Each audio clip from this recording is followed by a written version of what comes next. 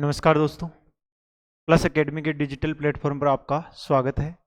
हमारी चर्चा चल रही है सीईटी को लेकर और सीईटी में हमने पीवाईएसक्यू की बात की है, उसके अलावा एमसीक्यू की अर्थात मॉडल पेपर की बात की है। और आज देखो जो हम सेशन लेके आए हैं वो है मैराथन क्लास, अर्थात 150 क्वेश्चन से अधिक क्वेश्चन है जिनमें हम व्याख्या सहित बात करेंगे, जो आपकी कल से स्टार्ट होने वाली है सीईटी की एग्जाम, उसमें महत्वपूर्ण साबित होने वाले हैं। तो आइए हम चर्चा करते हैं प्रथम क्वेश्चन की। सबसे पहले हम बात करें कि निम्नलिखित कथनों में से असत्य कथन का चयन करें। देखो 4 कथन दिए हुए हैं, इनमें से एक कथन गलत है, उसका हमें चयन करना है। तो देखो सबसे पहले हम बात करें कि भारत का प्राचीन नाम आर्यवर्त था, ये बात बिल्कुल सही है। और ये बात हमें कौन बताता है?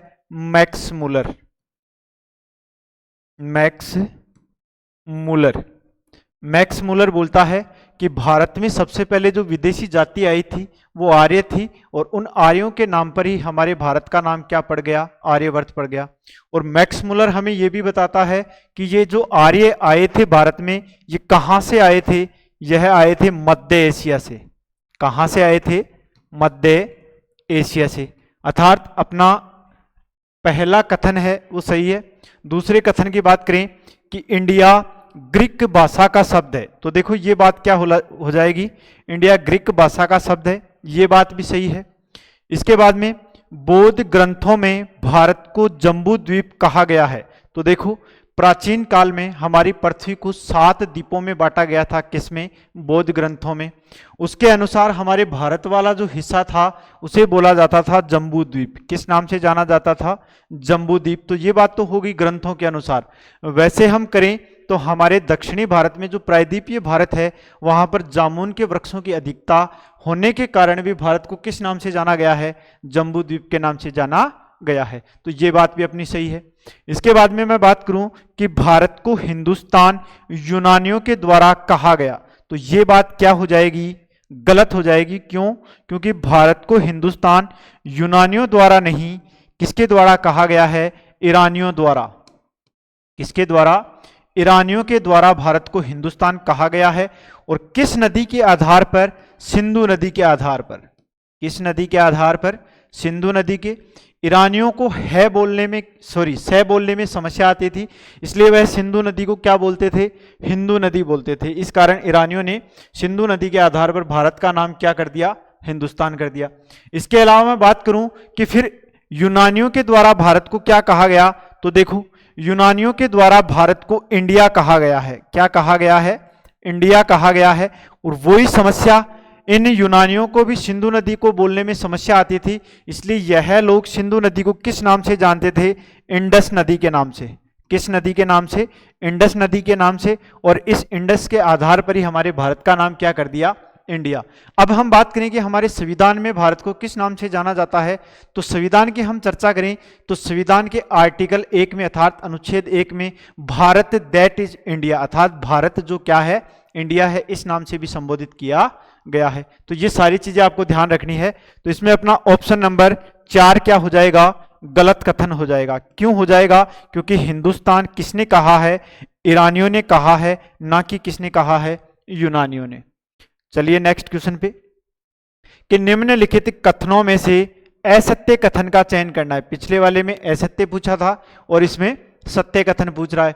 तो देखो भारत विश्व का 8वां बड़ा देश है, बिल्कुल गलत बात है। ये कौन सा है? 7वां बड़ा देश है। कौन सा है? 7वां बड़ा देश है। इसके अलावा भारत का क्षेत्रफल विश्व के कुल क्षेत्रफल का कितना प्रतिशत है? 2.43% है, अर्थात ये बात बिल्कुल क्या है? सही है।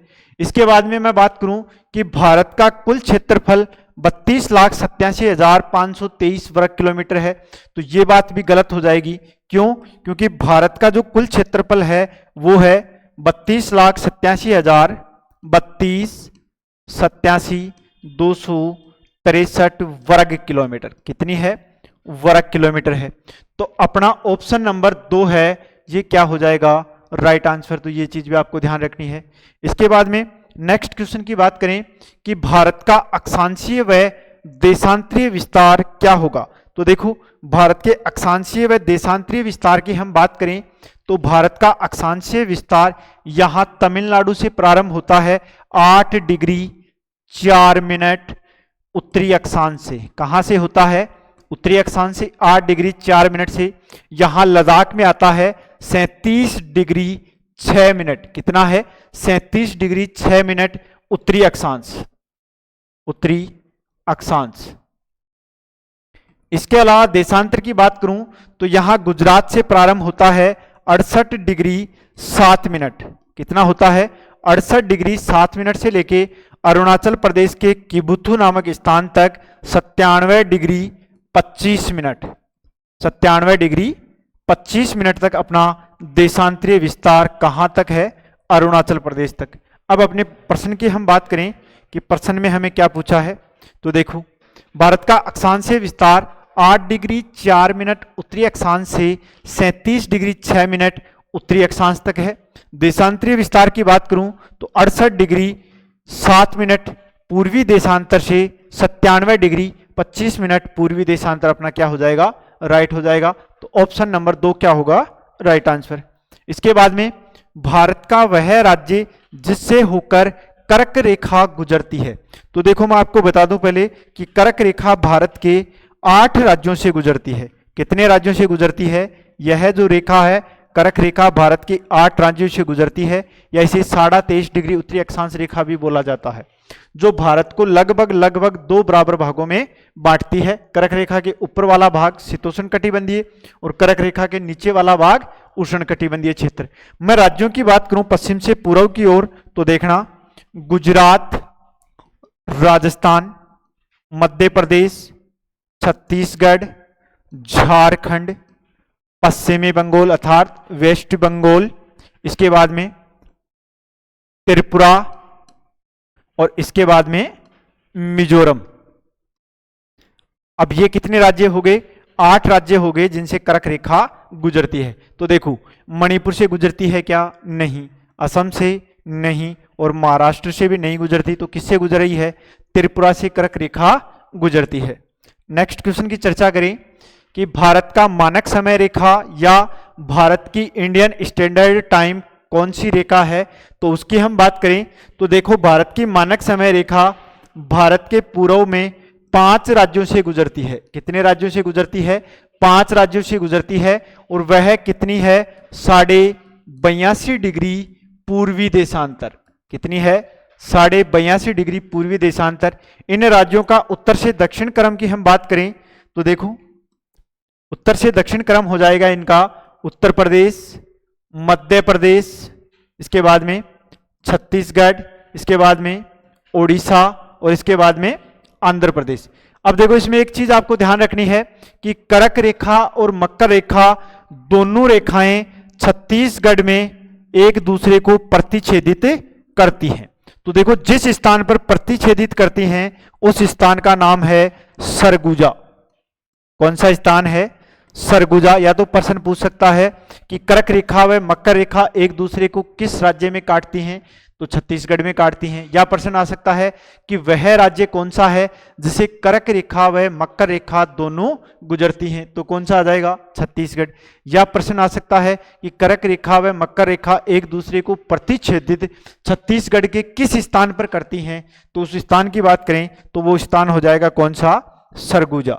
और इन राज्यों का उत्तर से दक्षिण क्रम पूछे तो 5 राज्य हैं, उत्तर प्रदेश, मध्य प्रदेश, छत्तीसगढ़, ओडिशा और आंध्र प्रदेश। तो ये चीज भी आपको ध्यान रखनी है। और भारत की मानक समय रेखा क्या है? 82.5 डिग्री पूर्वी देशांतर। नेक्स्ट क्वेश्चन की बात करें कि भारत का सुदूरस्थ दक्षिणतम बिंदु कौन सा है, अर्थात साउथर्न मोस्ट पॉइंट कौन सा है? तो देखो मुख्य भूमि का जो भारत का अक्षांशीय विस्तार प्रारंभ होता है वह 8 डिग्री 4 मिनट से होता है, और यहां पर कौन सा राज्य है? तमिलनाडु। और उसके स्थान की हम बात करें तो स्थान आता है कन्याकुमारी। कन्याकुमारी से प्रारंभ होता है, लेकिन यहां पर सुदूर दक्षिणतम बिंदु दे रखा है। तो देखो यहां पर भारत की अंडमान निकोबार द्वीप समूह एक श्रृंखला है। यह भारत की मुख्य भूमि से थोड़ा सा दक्षिण में है। तो इसका अक्षांशीय विस्तार तो प्रारंभ होता है 6 डिग्री 45 मिनट से, 6 डिग्री 45 मिनट उत्तरी अक्षांश से। लेकिन स्थान की बात करें तो अंडमान निकोबार द्वीप समूह आ जाएगा, और इसमें मुख्य रूप से स्थान दे दे तो इसमें आता है पार्सन पॉइंट या लिहचिंग पॉइंट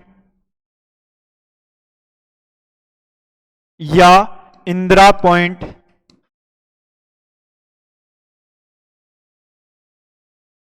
या पिग्मेलियन पॉइंट।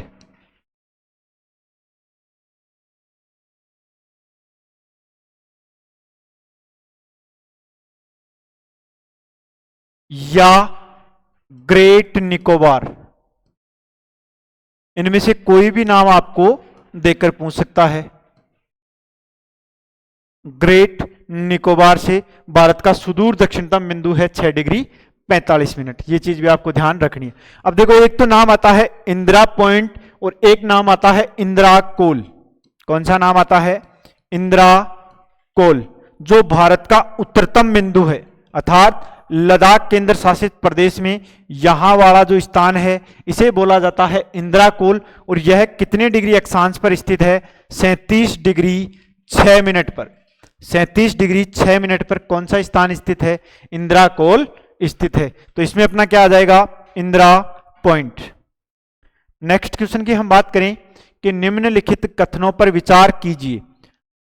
असम है, यह भूटान तथा बांग्लादेश की सीमाओं से लगा हुआ है। तो मैप में हम बात करें कि यह वाला जो भाग है, यह वाला भाग, यह असम राज्य है।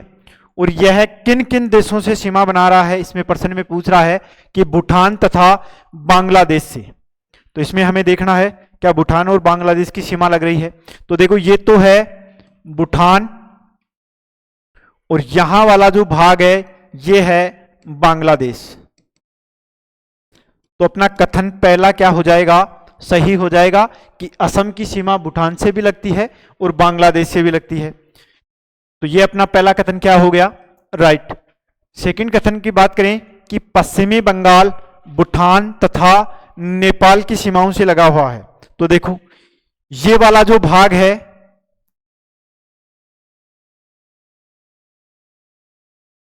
ये है पश्चिमी बंगाल। तो देखो, पश्चिमी बंगाल भूटान से भी लगता है यहां पर, और किससे लगता है? नेपाल से भी। किससे लगता है? नेपाल से भी लगता है। तो ये बात भी अपनी क्या हो जाएगी? सही हो जाएगी। नेक्स्ट की मैं बात करूं कि मिजोरम बांग्लादेश तथा म्यांमार की सीमाओं से लगा हुआ है। तो देखो, पहले तो हम भारत के मैप में मिजोरम की बात करें तो ये वाला जो भाग है अपना, ये है मिजोरम, और मिजोरम के इस दिशा में है म्यांमार। कौन सा देश है? म्यांमार है। और मिजोरम के इस दिशा में है बांग्लादेश। अर्थात मिजोरम से दो देशों की सीमा लगती है, बांग्लादेश की भी लगती है और म्यांमार की लगती है। अर्थात अपने तीनों कथन क्या हो जाएंगे? तीसरा भी सही, दूसरा भी सही और पहला भी सही। तो ऑप्शन नंबर प्रथम अपना क्या हो जाएगा? Right answer. नेक्स्ट क्वेश्चन की मैं बात करूं कि भारत तथा पाकिस्तान के बीच सीमा निर्धारित की गई है। अर्थात भारत और पाकिस्तान के बीच, यहां देखो यह वाला भाग है, यह भारत और पाकिस्तान के मध्य सीमा बनाता है। 33-23 किलोमीटर है, अर्थात 3323 किलोमीटर है। तो इस सीमा रेखा का निर्धारण कब हुआ था? सन 1947 में हुआ था। और इस रेखा को किस नाम से जाना जाता है? रेड क्लिप के नाम से। किस नाम से? रेड क्लिप के नाम से। क्यों? सर जॉन रेड क्लिप के द्वारा इसका क्या किया गया था? निर्धारण किया गया था। तो पहले तो हम अपने क्वेश्चन की बात करें तो इसमें क्या आ जाएगा? Red clip. इसके अलावा जो और रेखाएं दी हुई हैं वो किन किन देशों के मध्य हैं उनकी हम बात करें तो देखो, मैकमोहन रेखा है, यह किस किस के मध्य है? यह भारत प्लस चीन के मध्य है। किसके मध्य है? भारत और चीन के मध्य है। जीरो लाइन की मैं बात करूं तो देखो, यहां पर अपना एक राज्य है त्रिपुरा, पूर्वोत्तर भारत का एक राज्य है त्रिपुरा। तो इस त्रिपुरा और बांग्लादेश के मध्य जो सीमा रेखा है उसे बोला जाता है जीरो लाइन रेखा। तो यह किस किस के मध्य है? बांग्लादेश प्लस भारत का एक राज्य है त्रिपुरा के मध्य जो रेखा है उसे बोला जाता है जीरो लाइन रेखा। इसके बाद में डुरंड रेखा की मैं बात करूं तो देखो ये वाला भाग है, यह भारत का अफगानिस्तान से लगता है और इसकी लंबाई की बात करूं तो 106 किलोमीटर है। इस रेखा को यहां पर डुरंड रेखा के नाम से जाना जाता है। किस नाम से? डुरंड रेखा के नाम से। तो यह किस किस देश के मध्य है? भारत प्लस अफगानिस्तान के मध्य। तो ये सारी रेखाओं का आपको ध्यान रखना है। अब देखो त्रिपुरा और बांग्लादेश के मध्य तो जीरो लाइन रेखा है, लेकिन आपसे पूछ ले कि भारत और बांग्लादेश के मध्य कौन सी सीमा रेखा है, तो आपको बताना है कौन सी? रेड क्लिप रेखा। कौन सी है? रेड क्लिप रेखा है। लेकिन त्रिपुरा नाम आ जाए तो आपको बताना है जीरो लाइन रेखा। नेक्स्ट क्वेश्चन की बात करें कि निम्नलिखित में से कौन सा भारत का ऐसा राज्य है जहां सबसे लंबी समुद्र तट रेखा लगती है? तो देखो भारत की समुद्र तट रेखा की बात करें तो 9 राज्यों के साथ लगती है। गुजरात से प्रारंभ होकर यहां तक पश्चिमी बंगाल तक क्या लगती है? तट रेखा अर्थात समुद्री सीमा लगती है। अगर मैं पश्चिमी तट की बात करूं तो गुजरात है, यह सबसे लंबी तट रेखा की बात बनाता है, सबसे लंबी समुद्री सीमा लगाता है। पूर्वी तट की बात करूं तो यह अपना आंध्र प्रदेश है, वह सबसे लंबी तट रेखा बनाता है। अब अपने ऑप्शन में क्या दे रखा है उसकी हम चर्चा करें तो देखो सबसे लंबी तट रेखा पूछ रहा है, इसमें गुजरात नहीं दे रखा, तो ऑप्शन नंबर 2 अपना क्या हो जाएगा? ऑप्शन नंबर 3 राइट आंसर हो जाएगा। आंध्र प्रदेश 2 नंबर पे अर्थात पूर्वी तट की सबसे लंबी। और वैसे संपूर्ण तटरेखा की बात करें तो दूसरा सबसे बड़ा राज्य है जो सबसे लंबी समुद्री सीमा का निर्धारण करता है। नेक्स्ट की हम बात करें कि समुद्र की तरफ भारत की क्षेत्रीय सीमा का विस्तार है। तो देखो समुद्र की तरफ अपना दक्षिणी भारत वह 3 प्रकार की सीमाओं का निर्धारण करता है, प्रादेशिक या क्षेत्रीय सीमा, संलग्न क्षेत्र सीमा और इसके बाद में अनन्य आर्थिक क्षेत्र। तो देखो जो भारत की प्रादेशिक या क्षेत्रीय सीमा पूछ रहा है यह भारत की मुख्य सीमा से 12 नॉटिकल मील दूर है। कितनी है? 12 नॉटिकल मील दूर है। और 1 नॉटिकल मील बराबर क्या होता है? 1.8 किलोमीटर। कितना होता है? 1.8 किलोमीटर। तो 12 को 1.8 से गुणा करेंगे तो किलोमीटर में यह दूरी आ जाएगी 21.6 किलोमीटर। तो भारत का क्षेत्रीय विस्तार कितना है? 21.6 किलोमीटर तक।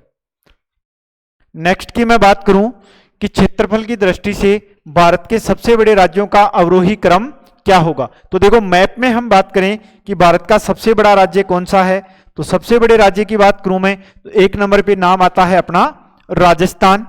2 नंबर की मैं बात करूं तो आता है मध्य प्रदेश। 3 नंबर की बात करूं तो आता है महाराष्ट्र। 4 नंबर की बात करूं तो आता है उत्तर प्रदेश। और 5 नंबर की बात करूं तो आता है गुजरात। ये चीज भी आपको ध्यान रखनी है। तो राजस्थान, मध्य प्रदेश, महाराष्ट्र, उत्तर प्रदेश और गुजरात क्षेत्रफल की दृष्टि से यह अवरोही क्रम है। आरोही क्रम की बात करूं तो आपको एक ट्रिक याद रखनी है, जीएसटी अर्थात हमें जीएसटी चुकानी है। गोवा, सिक्किम और एक आता है त्रिपुरा। ये इसका आरोही क्रम है क्षेत्रफल की दृष्टि से, अर्थात सबसे छोटा, फिर इससे बड़ा और इससे बड़ा। नेक्स्ट क्वेश्चन की बात करें कि भारत से उपबंध पुराचुंबकीय परिणामों में से संकेत मिलते हैं कि भूतकाल में भारतीय स्थल पिंड खिसका है। तो देखो दक्षिण की ओर, पश्चिम की ओर, पूर्व की ओर, उत्तर की ओर। हम डायग्राम में इसकी चर्चा करें तो देखो ये हमारा विश्व का मैप है और संपूर्ण पृथ्वी प्राचीन काल में एक विशाल भूखंड के रूप में थी। किसके रूप में थी? विशाल भूखंड के रूप में थी और उसे बोला जाता था पेंजिया। किस नाम से जाना जाता था? पेंजिया। फिर यह पेंजिया का विखंडन हुआ और यह 2 भागों में टूट गया, अंगारा लैंड और गोंडवाना लैंड। फिर इसका विखंडन हुआ और यह अलग अलग भागों में अर्थात 7 मुख्य महाद्वीपों में बट गया। लेकिन मुख्य रूप से पूछा जाए कि इसका केंद्र किसे माना गया है, तो देखो संपूर्ण पृथ्वी का केंद्र मुख्य रूप से दक्षिणी अफ्रीका के पूर्वी तट पर डरबन है। इस डरबन को इसका केंद्र माना गया है और अपने वाला जो भारत है यह इस डरबन के पास था और धीरे धीरे पूरा चुंबकीय काल में गुरुत्वाकर्षण शक्ति के कारण यह किस ओर खिसक गया, उत्तर की ओर खिसका और यहां यूरेशियाई प्लेट से टकरा गया। अर्थात इस प्लेट के टकराने से यहां पर एक पर्वत श्रृंखला का निर्माण भी होता है, जिसकी हम आगे बात करेंगे। और वह पर्वत श्रृंखला कौन सी है? हिमालय पर्वत श्रृंखला है। तो हमें प्रश्न में पूछा है कि भारत पूरा चुंबकीय काल में किस ओर खिसका है, तो हमें ध्यान देना है किस ओर, उत्तर की ओर खिसका है। अब अपने प्रश्न की बात करें तो इसमें आ जाएगा उत्तर की ओर। किस ओर? उत्तर की ओर। नेक्स्ट की हम बात करें कि भारतीय उपमहाद्वीप मुख्यतः एक विशाल भूखंड का भाग है। तो देखो मैंने अभी क्या बात की कि संपूर्ण पृथ्वी पहले एक विशाल भूखंड के रूप में थी और इसे बोला जाता था पेंजिया। किस नाम से? पेंजिया। और पेंजिया के चारों तरफ एक जल राशि थी जिसे बोला जाता था पेंथालासा। किस नाम से? पेंथालासा। फिर देखो इस पेंजिया का विखंडन हुआ और दो भागों में टूट गया। कौन कौन से? एक तो अंगारा लैंड और एक गोंडवाना लैंड, और इसके चारों तरफ वही जल राशि कौन सी? पेंथालासा। लेकिन अब इन दो जल इस स्थल खंडों के बीच में भी एक जल राशि आ गई, उसका नाम हो गया टेथिस सागर। अब ऊपर वाले भाग को बोला जाता है अंगारा लैंड, या इसी का दूसरा नाम है लोरेंसिया, और नीचे वाले भाग को बोला जाता है गोंडवाना लैंड। अब देखो अपने वाला भारत है, यह किसका भाग था? गोंडवाना लैंड का। भारत किसका भाग था? गोंडवाना लैंड का भाग था। लेकिन हम मैप में देखते हैं तो यह किसका प्रतीत होता है? अंगारा लैंड का प्रतीत होता है। तो अब हम बात करें तो अपने वाला भारत है, यह किसका भाग था? गोंडवाना लैंड का भाग था। नेक्स्ट क्वेश्चन की बात करें कि भारत कितने प्राकृतिक प्रदेशों में विभाजित है, और वो भी किसके अनुसार? उच्चावच के आधार पर। तो देखो उच्चावच के आधार पर तो भारत 4 भौतिक प्रदेशों में विभाजित है। कितने भौतिक प्रदेशों में? 4 भौतिक प्रदेशों में है। हिमालय पर्वतीय प्रदेश, पहाड़ी प्रदेश, पठारी प्रदेश और मैदानी प्रदेश। कितने भागों में है? 4 भागों में, उच्चावच के आधार पर। लेकिन आपको प्रश्न दे देंगे एनसीईआरटी के अनुसार भारत के भौतिक प्रदेशों को कितने भागों में बांटा गया है? तो देखो एनसीईआरटी के अनुसार 6 भाग बताए गए हैं। कितने भाग हैं? 6 भाग बताए गए हैं। और यह एनसीईआरटी के अनुसार यह जो विभाजन किया है वह किसने किया है? सन 1964 में एसपी चटर्जी के द्वारा। किसके द्वारा किया गया है? एसपी चटर्जी के द्वारा। और यह बात हमें भारत के गजेटियर ऑफ इंडिया में भी लिखी हुई मिलती है, या भारत के राजपत्र में भी लिखी हुई है। अब देखो 4 भाग तो ये हो गए, और एनसीईआरटी 2 भाग और कौन से मानती है? 5वां है मरुस्थलीय प्रदेश,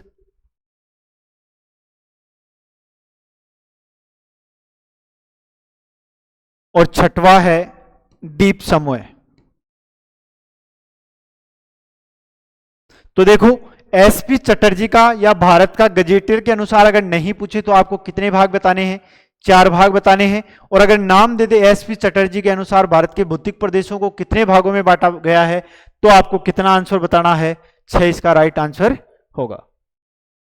नेक्स्ट क्वेश्चन की बात करें कि निम्न कथनों पर विचार कीजिए और सही उत्तर का चयन नीचे दिए गए कूट से कीजिए। तो देखो कथन ए दे रखा है कि हिमालय से निकलने वाली सभी नदियां सतत वाहिनी हैं। ये बात बिल्कुल है कि हिमालय से जो भी नदियां निकलती हैं वह साल भर क्या होती हैं? प्रवाहित होती हैं। नेक्स्ट क्वेश्चन की बात करें कि हिमालय अपनी वर्षा की अधिकांश मात्रा दक्षिणी पश्चिमी मानसून से प्राप्त करता है। तो देखो बात तो दोनों सही है कि हिमालय से निकलने वाली नदियां सतत वाहिनी है और हिमालय अपनी अधिकांश वर्षा का भाग दक्षिणी पश्चिमी मानसून से प्राप्त करता है। लेकिन दक्षिणी पश्चिमी मानसून से तो मात्र 2 या 3 महीने ही प्राप्त करता है। इसके अलावा जो नदियां साल भर निकलती हैं यह ग्लेशियर के पिघलने से निकलती हैं। तो बात तो दोनों सही है, लेकिन आपस में क्या नहीं करते? व्याख्या नहीं करते। तो कथन नंबर अपना अर्थात ऑप्शन नंबर 2 क्या हो जाएगा? Right answer. नेक्स्ट क्वेश्चन की हम बात करें कि हिमालय पर्वतीय प्रदेश का निर्माण हुआ है। तो देखो यहां पर प्लेटें दी हुई है। पहले तो मैं ये बता दूं कि प्लेटें 2 प्रकार की होती हैं, एक तो स्थलीय प्लेट और एक जलीय प्लेट। कौन कौन सी हैं? और स्थलीय प्लेट और जलीय प्लेट। इसमें दे रखा है कि हिमालय पर्वत का निर्माण कौन कौन सी प्लेटों के निर्माण से हुआ है? तो देखो, स्थलीय जलीय प्लेट के निर्माण से, सॉरी टकराने से नहीं, जलीय जलीय प्लेट के टकराने से नहीं, स्थलीय तथा स्थलीय प्लेट के टकराने से, बिल्कुल सही बात है। और अभी थोड़ी देर पहले मैंने बात की कि हिमालय का भाग उत्तर की ओर खिसका और यहां ऊपर की ओर एक प्लेट थी बड़ी सारी, उसे बोला जाता था यूरेशिया। कौन सी प्लेट थी? यूरेशिया। और भारत वाली कौन सी थी? इंडियन प्लेट, इंडियन या इंडो ऑस्ट्रेलियन प्लेट। अब यह प्लेट यहां यूरेशियाई प्लेट से टकराई और यहां पर किसका निर्माण हो गया? वलित पर्वत का निर्माण हो गया। तो देखो, ना ही तो इंडियन प्लेट जलीय प्लेट है और ना ही यूरेशियाई प्लेट जलीय प्लेट है, अर्थात ये दोनों ही स्थलीय प्लेटें हैं जिसके टकराने से किसका निर्माण होता है? हिमालय पर्वतीय प्रदेश का निर्माण होता है।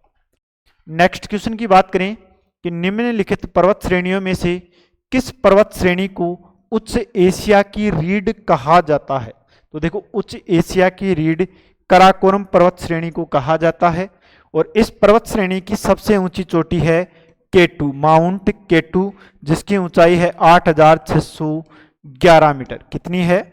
8611 मीटर। इसके बाद में नेक्स्ट क्वेश्चन की बात करें कि भारत का सबसे बड़ा हिमनद या ग्लेशियर है, तो देखो सियाचिन ग्लेशियर है और यह नुब्रा घाटी में स्थित है। कौन सी घाटी में स्थित है? नुब्रा घाटी में स्थित है और नुब्रा घाटी से नुब्रा नदी निकलती है। और इस ग्लेशियर की लंबाई की मैं बात करूं तो लगभग 75-76 किलोमीटर के आसपास इस ग्लेशियर की क्या है? लंबाई है। अब देखो, मैं इस ग्लेशियर की विशेषता की बात करूं तो देखो, ये जैसे मान लो अपनी पृथ्वी है और ये इसका ध्रुवीय क्षेत्र है, उत्तरी ध्रुव और दक्षिणी ध्रुव। अब इन दोनों ध्रुवों पर साल भर क्या रहती है? बर्फ रहती है। अब अगर संपूर्ण पृथ्वी के ध्रुवीय क्षेत्र को छोड़ दिया जाए और धरातल की हम बात करें तो विश्व का सबसे बड़ा जो ग्लेशियर है वह सियाचिन ग्लेशियर है और यह कहां पर स्थित है? अपने भारत में स्थित है। और भारत के भी राज्य की या केंद्र शासित प्रदेश की बात करें तो यह लद्दाख केंद्र शासित प्रदेश में स्थित है। अगर पर्वत श्रृंखला की बात करें तो पर्वत श्रृंखला कौन सी आ जाएगी? कराकोरम पर्वत श्रृंखला के आसपास स्थित है। इसके बाद में नेक्स्ट की मैं बात करूं कि भारत की सबसे ऊंची चोटी, देखो अब इसमें एक नाम दिया है सीधा सा, भारत की सबसे ऊंची चोटी। भारत में ऊंची चोटी का दो प्रकार से प्रश्न आता है, एक तो आता है भारत की सबसे ऊंची चोटी और दूसरा प्रश्न आता है हिमालय में स्थित भारत की सबसे ऊंची चोटी कौन सी है। तो देखो, भारत की सबसे ऊंची चोटी की बात करें तो भारत की सबसे ऊंची चोटी तो हो जाएगी गॉडविन ऑस्टिन या केटू, माउंट केटू, जिसकी ऊंचाई मैंने अभी क्या बताई? 8611 मीटर। लेकिन ये ऐसे पूछ ले कि हिमालय में स्थित भारत की सबसे ऊंची चोटी, तो हिमालय में स्थित भारत की सबसे ऊंची चोटी हो जाएगी कंचनजंगा, जिसकी ऊंचाई है 8598 मीटर। कितनी है? 8598 मीटर, जो किस राज्य में स्थित है? सिक्किम में स्थित है। किस में स्थित है? सिक्किम में स्थित है। ये चीज भी आपको ध्यान रखनी है। एवरेस्ट की ऊंचाई की बात करूं मैं तो इसकी है 8848 मीटर, या कहीं पे आपको देखने के मिल सकती है 50 मीटर। इसके बाद में राकापोसी की बात करूं तो यह लद्दाख पर्वत श्रेणी में स्थित है और लद्दाख केंद्र शासित प्रदेश में स्थित है और इसकी ऊंचाई है 7778 मीटर। 7778 मीटर इसकी ऊंचाई है। नेक्स्ट क्वेश्चन की बात करें कि निम्नलिखित कथनों में से असत्य कथन का चयन करें, तो देखो गलत कथन का चयन करना है। वृद्ध हिमालय का निर्माण ओलिगोसीन युग में हुआ है, बिल्कुल सही बात है। इयोसीन से ओलिगोसीन के मध्य वृद्ध हिमालय का निर्माण। मध्य हिमालय का निर्माण मायोसीन युग में हुआ है, बिल्कुल ये बात भी सही है। शिवालिक हिमालय का निर्माण प्लायोसीन युग में हुआ है, ये बात भी सही है। अब इसमें दे रखा है 4 नंबर कि मध्य हिमालय हिमाद्री हिमालय को कहा जाता है, तो ये बात गलत हो जाएगी। अर्थात हिमाद्री हिमालय वृद्ध हिमालय या ग्रेट हिमालय को बोला जाता है। किसको हिमालय को बोला जाता है? ग्रेट हिमालय, वृद्ध हिमालय को बोला जाता है, या हिमाद्री हिमालय या इनर हिमालय को बोला जाता है। नेक्स्ट क्वेश्चन की बात करें कि निम्नलिखित समूहों में से पूर्व से पश्चिम की ओर पर्वत शिखरों का सही क्रम क्या होगा। तो सबसे पहले तो मैं बात करूं कि नामचा बरवा किस राज्य में स्थित है? अरुणाचल प्रदेश में। इसके बाद में नंगा पर्वत है, यह J&K में, जम्मू कश्मीर में। माउंट एवरेस्ट कहाँ है? नेपाल में। नंदा देवी कहाँ है? यूके में अर्थात उत्तराखंड में। कंचनजंगा कहाँ है? सिक्किम में। अब देखो हमें पूछा है पूर्व से पश्चिम की ओर, तो सबसे पूर्व की बात करूं मैं भारत में, तो एक नंबर पे आ जाएगा अपना अरुणाचल प्रदेश, सॉरी नामचा बरवा। 2 नंबर पे इससे सटा हुआ है सिक्किम, और सिक्किम अपने कितने नंबर पे है? 4 नंबर पे, तो ये आ गई 4 नंबर पे। इसके बाद में देखो सबसे पहले नामचा बरवा, फिर कंचनजंगा, फिर अपनी आ जाएगी माउंट एवरेस्ट, फिर इसके पहले नंदा देवी उत्तराखंड में, तो नंदा देवी और नंगा पर्वत सबसे पश्चिम की ओर जम्मू कश्मीर में स्थित है। तो ऑप्शन नंबर 3 अपना क्या हो जाएगा? Right answer. नेक्स्ट क्वेश्चन की बात करूं कि 4 दर्रे दे रखे हैं और 4 पर्वत श्रृंखलाएं दे रखी हैं, इनको सुमेलित करवा रहा है कि कौन सा दर्रा किस पर्वत श्रेणी में स्थित है। तो देखो बुर्जिल दर्रा, सिपकिला दर्रा और नाथुला दर्रा किस हिमालय में स्थित हैं? वृहद हिमालय में स्थित हैं। किस हिमालय में स्थित है? वृहद हिमालय में स्थित है, अर्थात बी ऑप्शन, और बी ऑप्शन 2 में दे रखा है। आगे और बात कर लेते हैं। पीर पंजाल, बनिहाल और रोहतांग दर्रा किस श्रेणी में स्थित हैं? यह मध्य हिमालय में स्थित है। किस हिमालय में? मध्य हिमालय में। अब मैं बात करूं सी, तो देखो अब हमें आगे देखने की जरूरत नहीं है, यहां ए आ गया और यहां पर सी, तो ऑप्शन नंबर अपना 4 राइट आंसर हो जाएगा। इसके अलावा भी मैं बात करूं कि खारदुंगला जो दर्रा है यह लद्दाख श्रेणी में स्थित है।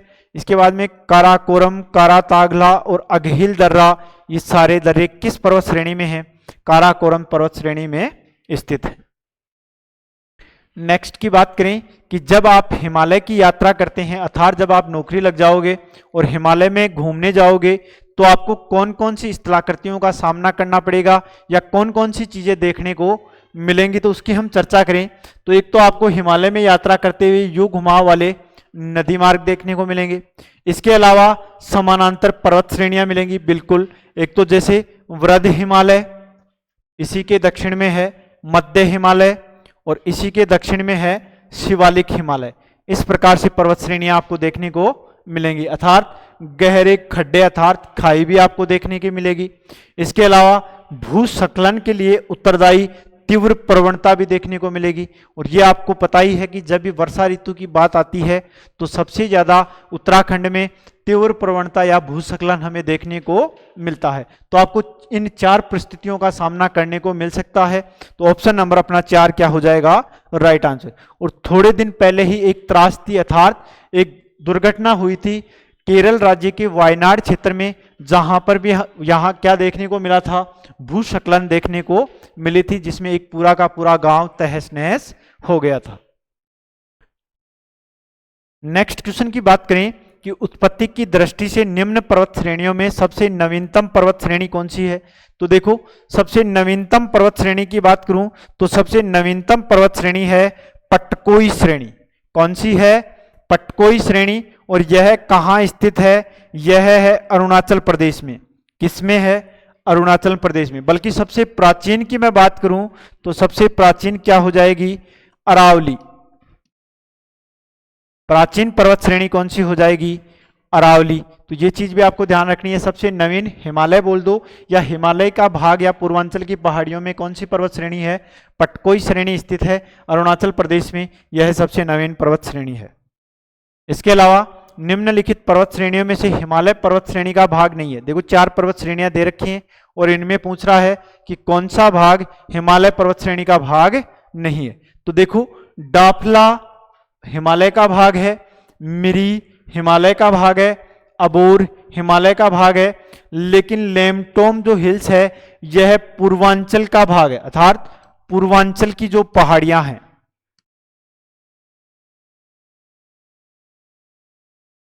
पूर्वांचल की पहाड़ियां,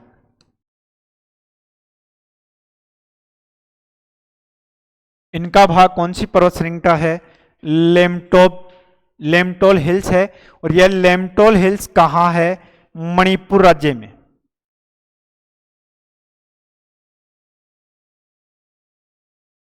मणिपुर राज्य में। और इस लेमटोल हिल्स के पास ही पूर्वोत्तर भारत की सबसे बड़ी झील है लोकटक झील। कौन सी है? लोकटक झील, जो मणिपुर राज्य में ही स्थित है। और यहां पर तैरते हुए द्वीप हमें दिखाई देते हैं। इस झील की विशेषता क्या है कि छोटे छोटे टापू हैं वो इस झील में तैरते हुए दिखाई देते हैं। और उन टापुओं पर ही काबुल लामजाओ राष्ट्रीय उद्यान भी स्थित है, जो संगाई हिरणों के लिए जाना जाता है। और यहाँ पर छोटे छोटे द्वीपों पर छोटी छोटी झोपड़ियां बनी हुई हैं, उसे स्थानीय लोगों द्वारा या स्थानीय भाषा में फूमड़ी के नाम से जाना जाता है। किसके नाम से? फूमड़ी के नाम से जाना जाता है। नेक्स्ट क्वेश्चन की मैं बात करूं कि निम्नलिखित कथनों में से असत्य कथन का चयन करें। तो देखो, नागा हिल्स की सबसे ऊंची चोटी सारामती है, बिल्कुल 3800 कुछ मीटर इसकी ऊंचाई है। इसके बाद में मणिपुर हिल्स मणिपुर राज्य में स्थित है, ये बात भी सही है। लुसाई हिल्स मिजोरम राज्य में स्थित है, ये बात भी बिल्कुल सही है। अब देखो, बेरल रेंज असम, नागालैंड, मेघालय के मध्य स्थित है, तो यह बात क्या हो जाएगी?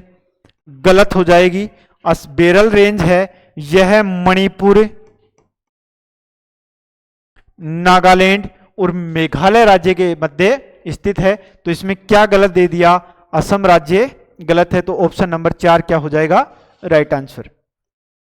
नेक्स्ट क्वेश्चन की हम बात करें कि जैसे निम्नलिखित को सुमेलित कीजिए। एक तरफ आपको हिमालय का नाम दे रखा है और दूसरी का नदियों का नाम दे रखा है। अब देखो, यह जो विभाजन है यह सिडनी ब्राड के अनुसार किया गया है और इस विभाजन को बोला जाता है अनुप्रस्थ विभाजन या समकोणिक विभाजन। कौन सा है?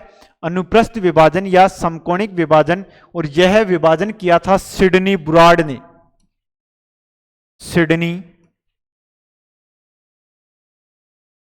ब्राड के अनुसार किया गया है और इन्होंने आधार किसको बनाया था?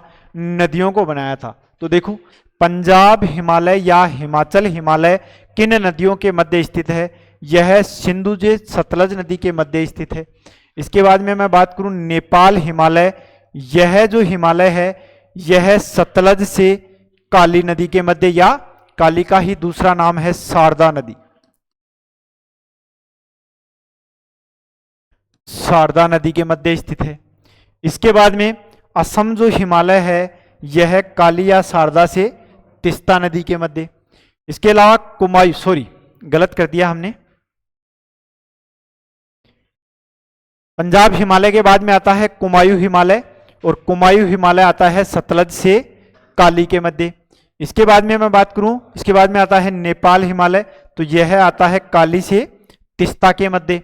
और इसके बाद में असम हिमालय आता है तिस्ता से ब्रह्मपुत्र के मध्य। तो देखो, सबसे पहले एक आ जाएगा, इसके बाद में सी, डी और लास्ट में क्या आ जाएगा? बी। तो ऑप्शन नंबर 2 अपना क्या हो जाएगा? Right answer. पंजाब या हिमाचल हिमालय सिंधु से सतलज नदी के मध्य स्थित है। नेपाल हिमालय काली, शारदा या तिस्ता के मध्य स्थित है। असम हिमालय तिस्ता या ब्रह्मपुत्र के मध्य स्थित है। और कुमाऊं जो हिमालय है यह सतलज या काली, शारदा के मध्य स्थित है।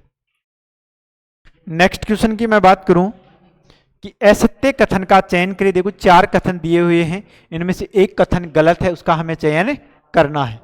तो देखो, हिमालय पर्वत श्रृंखला की लंबाई 2400 किलोमीटर है, बिल्कुल सही बात है। वृद्ध हिमालय की ऊंचाई 6100 मीटर है, बिल्कुल राइट। कश्मीर घाटी वृद्ध हिमालय व मध्य हिमालय का ही नाम है, पीर पंजाल श्रेणी के मध्य स्थित है, ये बात भी बिल्कुल सही है। आगे दे रखा है कि मेन सेंट्रल थ्रस्ट अर्थात MCT ट्रांस हिमालय व महान हिमालय के मध्य स्थित है, ये बात गलत हो गई क्योंकि ट्रांस हिमालय और मध्य हिमालय के मध्य ISZT Indo Tsangpo suture zone स्थित है।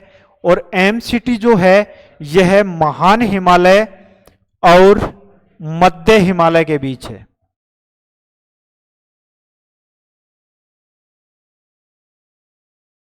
इन दोनों के मध्य कौन सी है?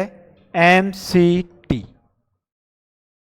और ISTJ ट्रांस हिमालय और महान हिमालय के मध्य क्या आ जाएगा? ISZT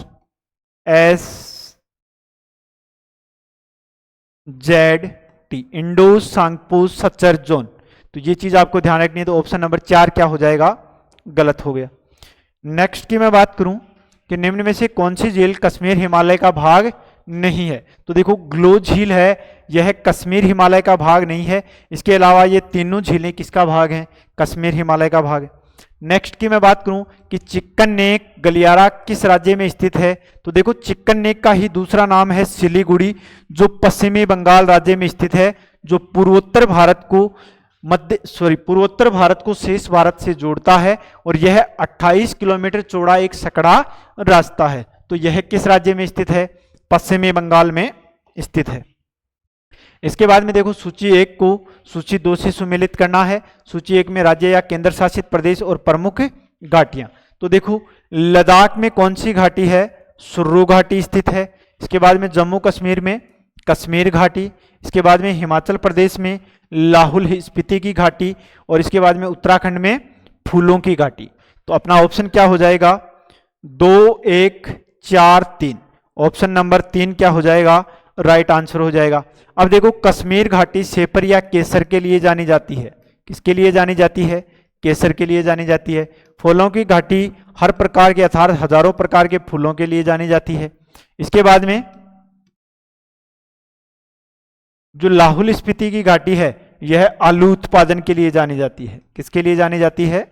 आलू उत्पादन के लिए जानी जाती है। नेक्स्ट क्वेश्चन की बात करूं कि भारत चीन के मध्य बफर स्टेट या सैंडविच स्टेट का उदाहरण है। तो देखो दो महान शक्तिशाली राज्य या देशों के बीच एक छोटा सा स्टेट होता है, उसे सैंडविच स्टेट या बफर स्टेट के नाम से भी जाना जाता है। तो देखो भारत और चीन दोनों ही महाशक्तिशाली राज्य हैं।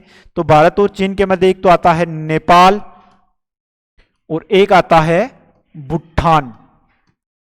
ये दोनों राज्य सैंडविच या बफर स्टेट का उदाहरण है। तो इनमें अपना भूटान नहीं दे रखा, option number 4 right answer Nepal दे रखा है। गंगा के मैदान में नदियों के तट के सहारे पाई जाने वाली जलोढ़ मृदा को किस नाम से जाना जाता है? उस जलोढ़ मृदा को खादर के नाम से जाना जाता है। किसके नाम से जाना जाता है? खादर के नाम से। नेक्स्ट की बात करें कि निम्न हिमालय का अग्रभ्रंश अर्थात HFF हिमालय फ्रंट फोल्ड किन किन के मध्य पाया जाता है? तो देखो हिमालय जो फ्रंट फोल्ड है वह शिवालिक व भारत के उत्तरी मैदान के मध्य पाया जाता है। ऑप्शन नंबर 2 अपना राइट आंसर। नेक्स्ट क्वेश्चन की बात करें कि उत्तरी मैदान की उत्पत्ति से संबंधित मतों का सही कूट क्या होगा? देखो 4 मत दे रखे हैं और इसमें पूछ रहा है कि उत्तर के विशाल मैदान की उत्पत्ति से संबंधित कौन सा कथन सही है और कौन सा कथन गलत है। तो सबसे पहले बात करूं मैं, यह अग्रगर्त का अवसादन है। बिल्कुल, जब हिमालय का निर्माण हुआ तो हिमालय के दक्षिण में एक गर्त बन गया और उस गर्त में धीरे धीरे नदियों द्वारा क्या लाकर बिछाए गए? अवसाद बिछाए गए, जिससे हमारे गंगा के मैदान का क्या होता है? निर्माण होता है। ये बात सही है। यह भ्रंश घाटी का परिपूर्ण होना है, अर्थात यहां पर घाटी थी और वह धीरे धीरे अवसाद से भर गई अर्थात पूर्ण हो गई। तो ये बात भी बिल्कुल सही है। इसके बाद में जलोढ़ मृदा का विस्तार है। बिल्कुल, नदियों द्वारा कौन सी मृदा का विस्तार किया जाता है? जलोढ़ मृदा का विस्तार किया जाता है। ये बात भी सही है। इसके बाद में 33 सागर के अवशिष्ट के रूप में, बिल्कुल ये बात मैंने क्या बताई थी कि यहाँ पर हिमालय का जो निर्माण होता है उसका निर्माण 33 सागर के स्थान पर होता है और हिमालय के दक्षिण में गंगा का मैदान पाया जाता है। तो 1, 2, 3, 4 अपने चारों सही हैं। हिमालय का निर्माण ही 33 सागर का निर्माण ही है गंगा का मैदान, अर्थात इसी का अवशिष्ट माना जाता है। निम्न कथनों पर विचार कीजिए। हिमालय क्षेत्र में नदियों द्वारा अचानक ढाल में कमी होने से कंकड़ पत्थरों का रूप में जमी मेखला, अर्थात जैसे मान लो यह हिमालय है और इस हिमालय से नदियां एकदम से ढाल के नीचे आती हैं और फिर धरातल पर कम ढाल होने के कारण अपने साथ जो भी कंकड़ पत्थर लाती हैं, मोटे मोटे कंकड़ पत्थर, उनको यहाँ पर जमा कर देती हैं और उन मोटे मोटे कंकड़ पत्थरों में हिमालय से निकलने वाली नदियां अदृश्य या लुप्त या गायब हो जाती हैं। उस क्षेत्र को बोला जाता है भाबर प्रदेश। किस नाम से जाना जाता है? भाबर प्रदेश के नाम से। तो इस प्रदेश की यह अपने प्रश्न में बात कर रहा है। दूसरा प्रश्न है, बद्री के संस्तर लगभग नदी घाटी के समानांतर पाए जाते हैं। अब देखो नदियां अपने साथ संस्तर अर्थात कंकड़ पत्थर लाती हैं, तो सबसे मोटे पत्थर हिमालय की तलहटी में, फिर जैसे जैसे नदी आगे बढ़ती जाएगी तो उससे कम बारीक वाले कण, फिर आगे जाएगी तो थोड़े और बारीक कण आ जाएंगे, फिर इसके बाद में समुद्र तक जाते जाते एक गाद के रूप में या कांप के रूप में अपने साथ लेकर जाती है। तो दोनों ही बात क्या है? सही है। और यह किस प्रदेश से संबंधित है? भाबर प्रदेश से संबंधित मानी जाती है। नेक्स्ट प्रश्न की बात करें कि निम्नलिखित कथनों पर विचार कीजिए एवं सही उत्तर का चयन करें। तो देखो, भारत का विशाल मैदान एवं प्रायद्वीपीय पठार के मध्य लगभग 7.5 लाख वर्ग किलोमीटर क्षेत्र में फैला है। तो देखो, भारत के विशाल मैदान की बात कर रहा है कि यह मैदान प्रायद्वीपीय पठार के मध्य लगभग 7.5 लाख वर्ग किलोमीटर क्षेत्र में फैला है। इसके बाद में भारत के मैदानी भागों में उच्च जनघनत्व पाया जाता है। इसके बाद में आगे हम बात करें कि भारतीय मैदान का औसत ढाल 2.5 सेंटीमीटर प्रति किलोमीटर से भी कम है। इसके बाद में डेल्टाई भागों में उच्च भूमि को चर के नाम से जाना जाता है और दलदली भूमि अर्थात निम्न भूमि को बिल के नाम से जाना जाता है।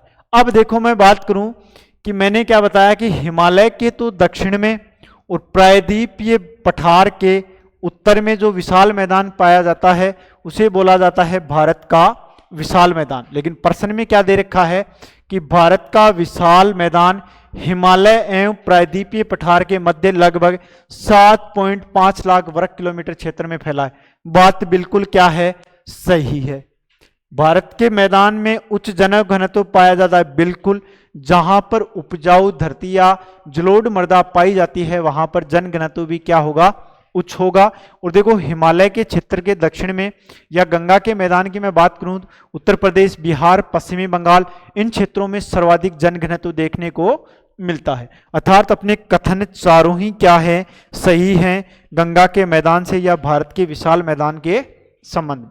इसके बाद में मैं बात करूं कि पंच दोआब का उत्तर से दक्षिण की ओर सही क्रम क्या होगा।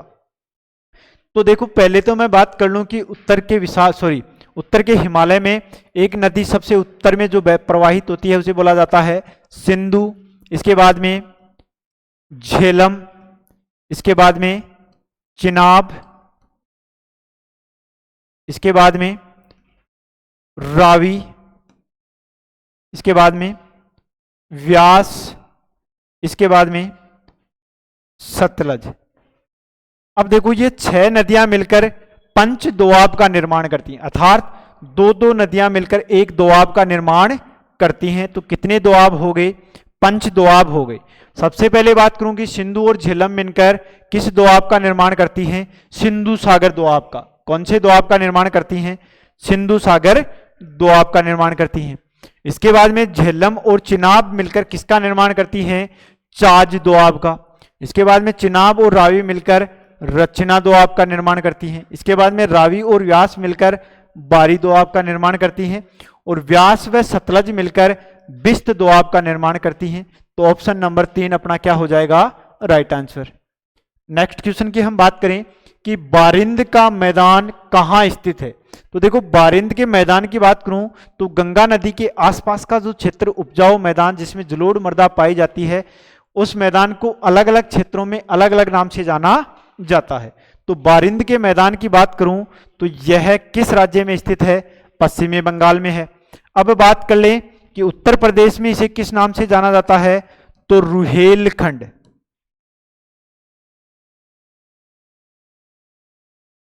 या इसी को बोला जाता है अवध का मैदान उत्तर प्रदेश में। बिहार की बात करूं मैं तो मगध या मिथिला का मैदान, ये इसको अन्य नाम से जाना जाता है। नेक्स्ट की मैं बात करूं कि भारतीय मरुस्थल किस भौतिक प्रदेश का भाग है, तो भारत का मरुस्थलीय प्रदेश उत्तरी मैदानी प्रदेश का भाग है। किसका भाग है, उत्तरी मैदानी प्रदेश का भाग है। इसके बाद में भारतीय मरुस्थल में स्थित काष्ठ जीवाश्म की आयु लगभग कितनी मानी जाती है, तो देखो काष्ठ जीवाश्म की आयु है लगभग 18 करोड़ वर्ष पूर्व मानी जाती है। इसके बाद में नेक्स्ट की मैं बात करूं कि निम्नलिखित में से कौन से राज्य या केंद्र शासित प्रदेश सिंधु एवं गंगा नदी के मध्य जल विभाजक का कार्य करते हैं। तो देखो, सिंधु और गंगा नदी के मध्य अर्थात जैसे मान लो सिंधु नदी भारत के पश्चिम दिशा में बहकर अरब सागर में गिरती है और इसके बाद में एक नदी और दे रखी है गंगा नदी। गंगा नदी निकलकर बंगाल की खाड़ी में गिरती है। तो यहाँ पर एक ऐसा क्षेत्र है जो इन दोनों नदियों के मध्य जल विभाजक का कार्य करता है। तो उसमें कौन से राज्य व केंद्र शासित प्रदेश है, तो उसकी हम बात करें तो हरियाणा व दिल्ली हैं, वो दोनों जल विभाजक का कार्य करती हैं। नेक्स्ट क्वेश्चन की बात करें कि रेह एवं कल्लर किससे संबंधित हैं, तो यह दोनों क्षेत्र हैं, यह बांगर प्रदेश से संबंधित है। किस प्रदेश से?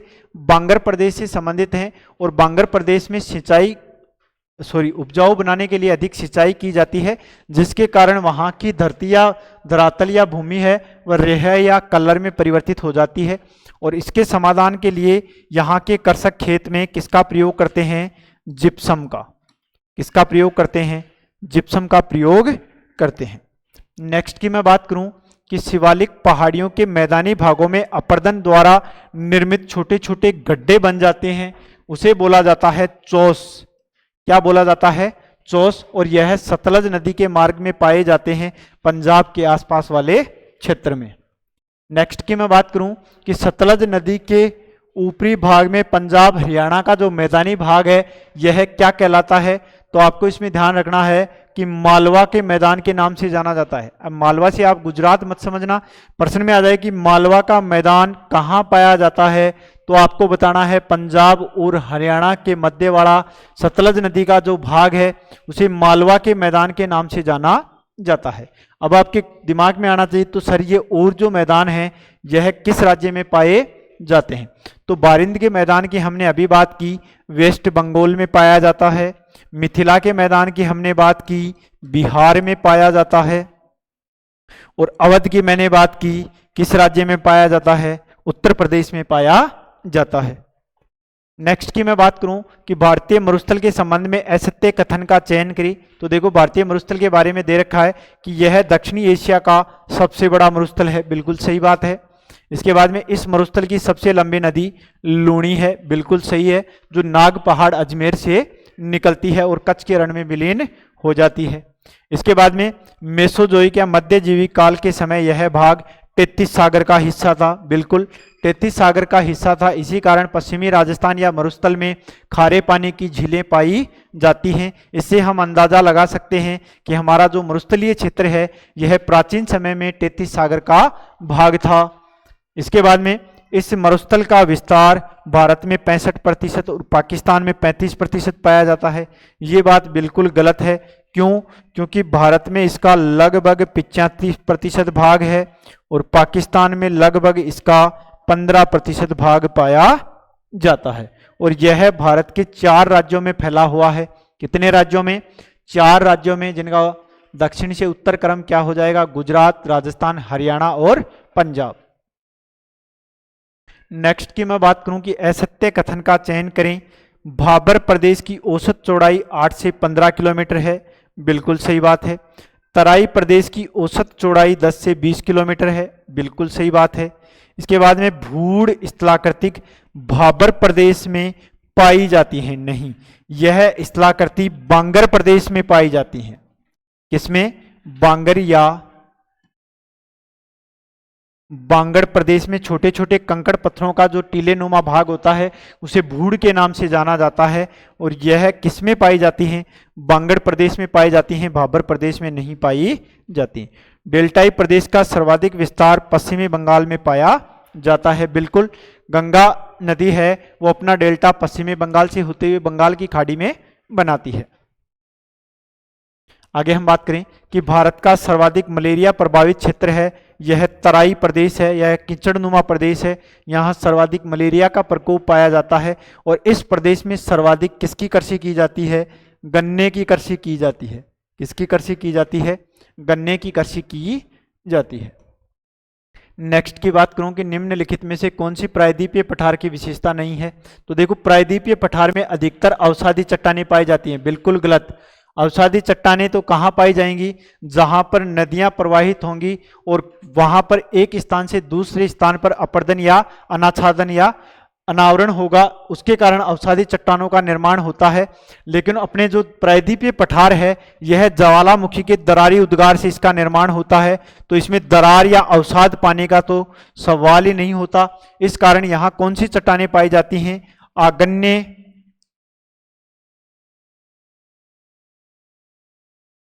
या कायांतरित या रूपांतरित।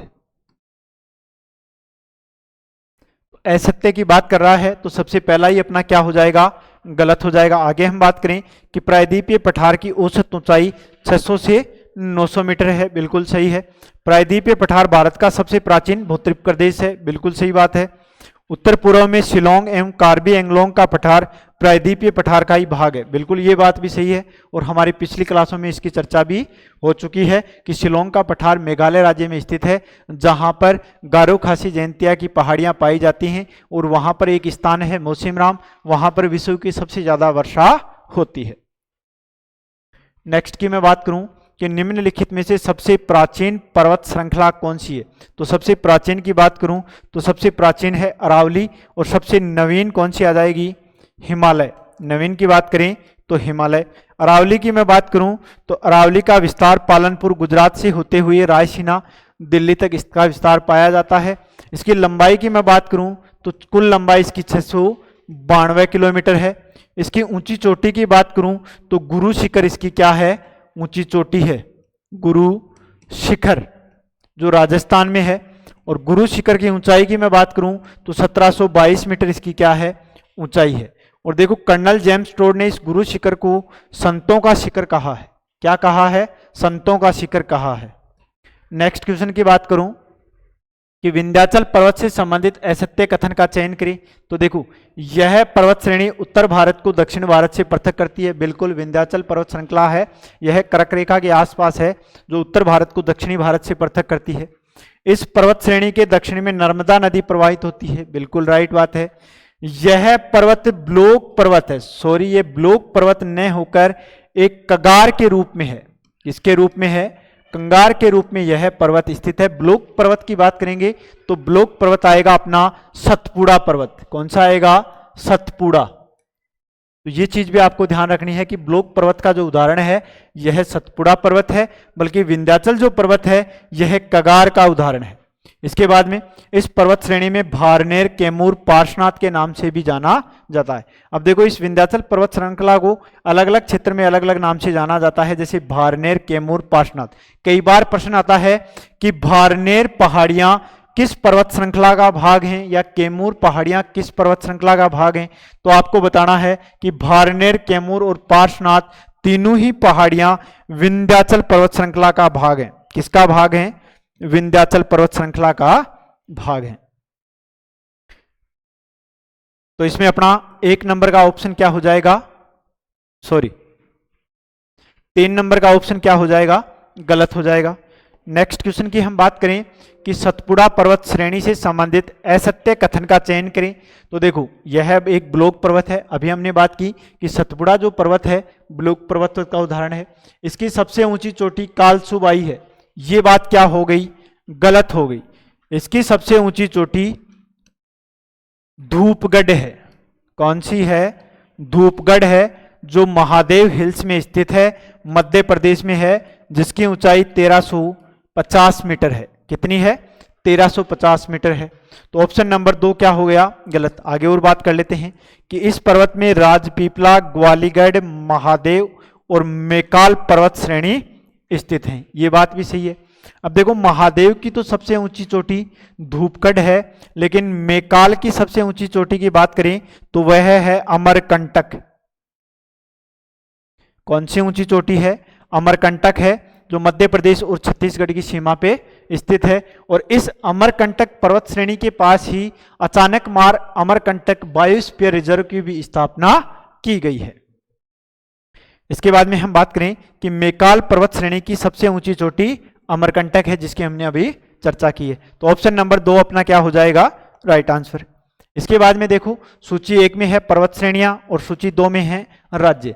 मैं बात करूं कि अजंता हिल्स किस राज्य में स्थित है, तो महाराष्ट्र में है। गिरनार हिल्स गुजरात में है। गारो हिल्स मेघालय में है। और लुसाई हिल्स कहाँ है, मिजोरम में है। तो 4 3 2 1 जो अपना आंसर हो जाएगा 4 3 2 1, राइट आंसर ऑप्शन नंबर 1 हो जाएगा। उसके बाद में सही सुमेलित है, देखो 3 गलत हैं 1 सही है। कालसुबाई की बात करूं तो यह गुजरात में न होकर कहाँ है, महाराष्ट्र राज्य में स्थित है। सेलहर की बात करूं तो कर्नाटक में न होके कहाँ है, महाराष्ट्र में है। महाबलेश्वर भी कहाँ है, महाराष्ट्र में है, बिल्कुल सही बात है। कुद्रेमुख तमिलनाडु में न होकर कहाँ है, कर्नाटक में है। किस राज्य में है, कर्नाटक में है। तो अपना 3 नंबर का ऑप्शन राइट आंसर हो जाएगा। नेक्स्ट क्वेश्चन की बात करूं कि पश्चिमी घाट के संदर्भ में कौन सा कथन सही नहीं है, तो देखो, यह पर्वत प्रायद्वीपीय पठार के पश्चिमी तट के सहारे भ्रंश कगार के रूप में फैला हुआ है, बिल्कुल सही बात है। पश्चिमी घाट में साइलेंट वैली स्थित है जो जैव विविधता की दृष्टि से महत्वपूर्ण है, बिल्कुल है। और इसी के मास में पूछ ले कि साइलेंट वैली किस राज्य में है, तो आपको यह भी ध्यान रखना है, केरल में। किस राज्य में स्थित है, केरल में। फिर बात करूं कि पश्चिमी घाट की दूसरी सबसे ऊंची चोटी दोदा बेटा है। इसके बाद में बात करूं कि शेषाचलम की पहाड़ियां पश्चिमी घाट का भाग हैं, तो ये बात भी सही है, ये भी सही है और ये भी सही है। लेकिन जो शेषाचलम की पहाड़ियां हैं यह पश्चिमी घाट का भाग नहीं, किस घाट का भाग है, पूर्वी घाट का भाग है।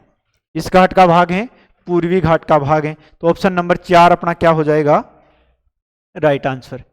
इसके बाद में देखो, सही सुमेलित नहीं है। थालघाट दर्रा मुंबई को नासिक से जोड़ता है, बिल्कुल सही बात है। भूरघाट दर्रा मुंबई को नागपुर से नहीं जोड़ता, किससे जोड़ता है, पुणे से जोड़ता है। किससे जोड़ता है, पुणे से जोड़ता है। इसके बाद में पालघाट दर्रा कोयम्बटूर को कोच्चि से जोड़ता है, बिल्कुल सही बात है। सेनकोट दर्रा मदुरई को तिरुवनंतपुरम अर्थात केरल का तिरुवनंतपुरम है, इससे जोड़ता है। तो अपना ऑप्शन नंबर 2 क्या हो जाएगा, करेक्ट आंसर। नेक्स्ट की बात करूं कि पश्चिमी घाट की पर्वत चोटियां का उत्तर से दक्षिण क्रम क्या होगा, तो देखो, पश्चिमी घाट की पर्वत चोटियां का उत्तर से दक्षिण की बात करूं तो इसमें सबसे पहले आ जाएगा कालसुबाई महाराष्ट्र में, महाबलेश्वर महाराष्ट्र में, कुद्रेमुख आ जाएगी कर्नाटक में और अनायमुडी इसके सबसे दक्षिण में है। तो ऑप्शन नंबर 3 क्या हो जाएगा, राइट आंसर। नेक्स्ट की बात करें कि सेहलहर की ऊंचाई है, यह है 1567 मीटर। इसके बाद में कुद्रेमुख की जो ऊंचाई है 1842 मीटर। इसके बाद में दोदा बेटा की जो ऊंचाई है यह है 2637 मीटर और अनाईमुडी की अनाईमुडी की ऊंचाई है 2695 मीटर। अब देखो, इस अनाईमुडी की एक विशेषता और ध्यान रखनी है आपको कि दक्षिणी भारत की सबसे ऊंची चोटी कौन सी है, अनाईमुडी है, और दूसरी सबसे ऊंची चोटी दोदा बेटा है। तो ये चीज ध्यान रखनी है आपको। तो इसमें ऑप्शन हो जाएगा अपना 2 1 4 3, 2 1 4 3, option number 4 right answer. Next की बात करूं कि पश्चिमी घाट में पर्वत श्रेणियों का उत्तर से दक्षिण क्रम क्या होगा, तो देखो, पश्चिमी घाट में जो पर्वत श्रेणियां पाई जाती हैं उनका उत्तर से दक्षिण क्रम की बात करें तो इसमें सबसे पहले आ जाएगा मध्य सह्याद्री, इसके बाद में नीलगिरी की पहाड़ियां, इसके बाद में अन्नामलाई की पहाड़ियां, इसके बाद में इलायची या कार्डामम की पहाड़ियां। नेक्स्ट की बात करें कि पूर्वी घाट की सबसे ऊंची चोटी है, तो देखो, पूर्वी घाट की सबसे ऊंची चोटी विशाखापट्टनम है। कौन सी है, विशाखापट्टनम है। नेक्स्ट की हम बात करें कि पूर्वी घाट के संबंध में निम्नलिखित कथनों पर विचार कीजिए। पूर्वी घाट का विस्तार महानदी घाटी से नीलगिरी तक है, बिल्कुल सही बात है। यह प्राचीन मोड़दार पर्वतों द्वारा निर्मित अवशिष्ट भाग है, बिल्कुल सही बात है। इस घाट की सबसे ऊंची चोटी विशाखापट्टनम है, जिसकी हमने अभी चर्चा की है। इसके बाद में पश्चिमी घाट पर्वत की तुलना में पूर्वी घाट का अपरदन अधिक हुआ है। पश्चिमी घाट पर्वत की तुलना में पूर्वी घाट का अपरदन अधिक हुआ है, तो ये बात भी बिल्कुल सही है। तो ऑप्शन नंबर 4 अपने क्या हो जाएंगे, राइट आंसर।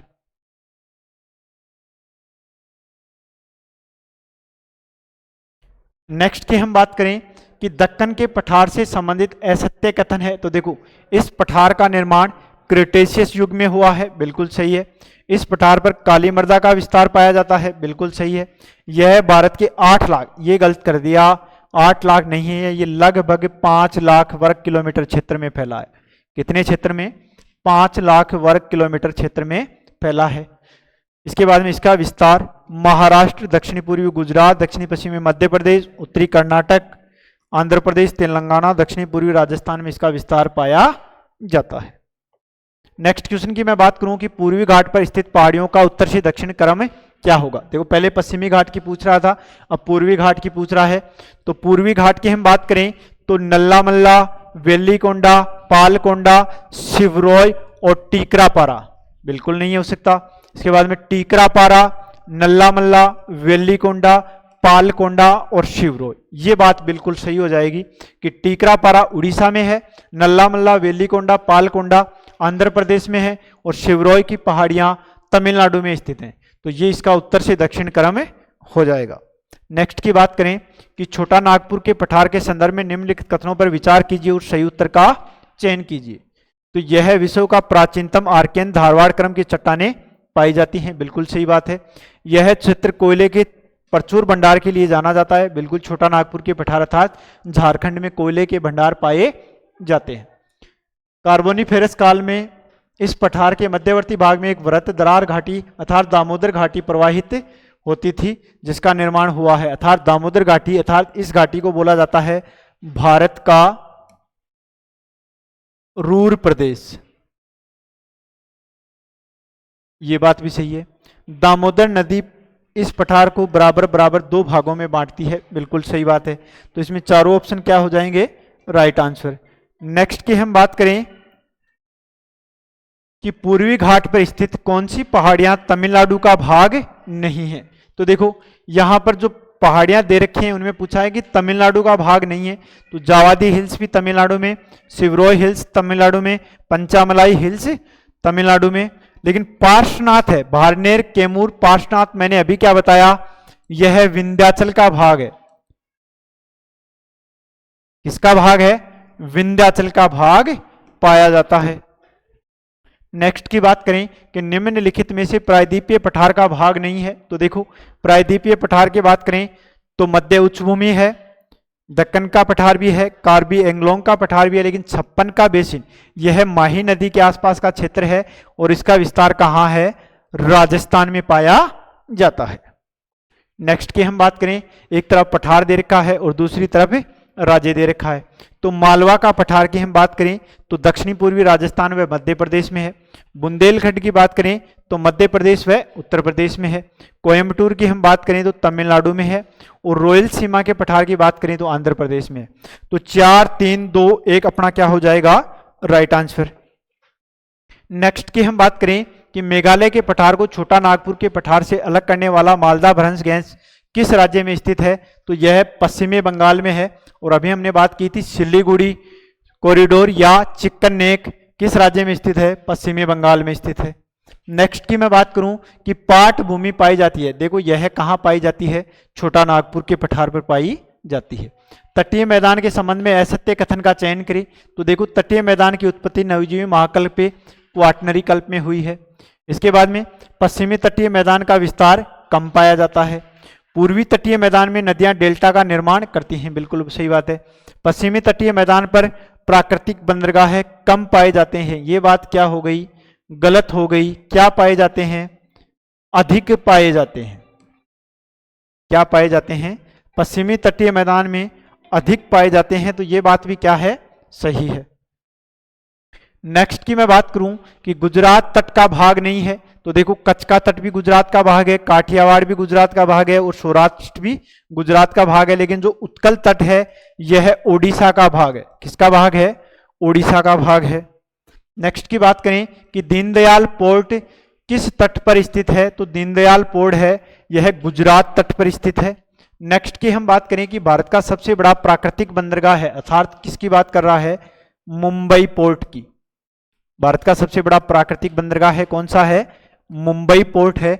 तो यह किस तट पर स्थित है? तो मुंबई पोर्ट है यह कोंकण तट पर स्थित है। नेक्स्ट की मैं बात करूं कि मालाबार तट की विशेषता नहीं है। तो देखो मालाबार तट में सर्वाधिक लेगून या अनुप झीलें पाई जाती हैं या अनुप झीलों के लिए प्रसिद्ध है।